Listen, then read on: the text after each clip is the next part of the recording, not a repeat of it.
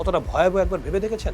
এরপরই ঘটে সেই ভয়ানক ঘটনা। মেয়ে তার বাবাকে জাহান্নামে যাওয়ার জন্য বদদোয়া করে, কিন্তু কেন? বাবার অনেক বড় স্বপ্ন যে তার মেয়েকে গ্র্যাজুয়েশন কমপ্লিট করাবে, অনেক বড় একজন অফিসার বানাবে, এবং সেই স্বপ্ন থেকে বাবা মেয়েকে পড়াশোনা করালেন এবং মেয়েকে গ্র্যাজুয়েশন কমপ্লিট করিয়ে ভালো একটি চাকরিও ব্যবস্থা করলেন।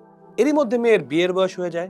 মেয়েকে বিয়ে দেওয়ার জন্য সে পারফেক্ট একটি পাত্র খুঁজে, যেন তার স্ট্যাটাসের সাথে যায়। পাত্র ঠিকই পাওয়া যায়, হয়তো পাত্র শিক্ষিত পাওয়া যায়, কিন্তু তাদের পারিবারিক ব্যাকগ্রাউন্ড ভালো না। আবার কারো পারিবারিক ব্যাকগ্রাউন্ড ভালো কিন্তু ছেলে অত শিক্ষিত না। এরকম করতে গিয়ে বাবার একটা মিললে আরেকটা মিলে না, সে তার মেয়ের জন্য পাত্র মিলাতে পারে না। এদিক দিয়ে খুঁজতে খুঁজতে মেয়ের বয়স পার হয়ে যায় এবং তার মেয়ের জন্য আর কোনো পাত্র প্রস্তাব নিয়ে আসে না। এই কষ্টে মেয়ে ভেতর থেকে অসুস্থ হয়ে যায়, ভেতর থেকে টেনশনে যে আমার যৌবন চলে গেল, আমি বিয়ে করতে পারলাম না। এই টেনশনে মেয়ে অসুস্থ হতে হতে মৃত্যুর শয্যায় হাসপাতালে ভর্তি হয়। আর ঠিক সে সময়ই বাবাকে ডাক দিয়ে বলে, বাবা তুমি বলো আমিন।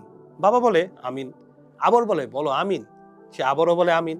মেয়ে এবার শেষবারের মতো বললো, বাবা তুমি এবারও বলো আমিন। বাবাও ঠিক মেয়ের কথা মতো আমিন বলল, এবং এরপরই ঘটে সেই ভয়ানক ঘটনা।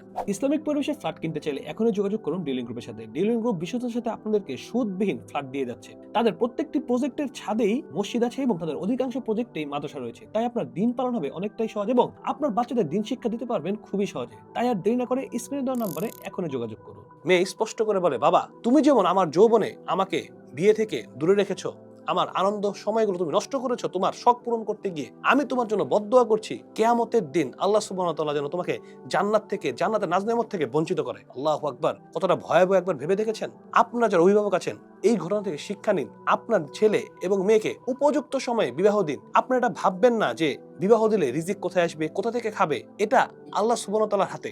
আল্লাহ সুবহানাহু ওয়া তাআলা বলেছেন যে কেউ যদি নিজেকে হেফাজত রাখার জন্য বিয়ে করে, তার রিজিক আল্লাহ সুবহানাহু ওয়া তাআলা বাড়িয়ে দিবেন। তাই আপনারা আপনার ছেলে মেয়েকে সঠিক সময় বিবাহ দেন, যাতে এই বোনের মতো আপনার পরিস্থিতি না হয়। আসসালামু আলাইকুম ওয়া রাহমাতুল্লাহি ওয়া বারাকাতুহু।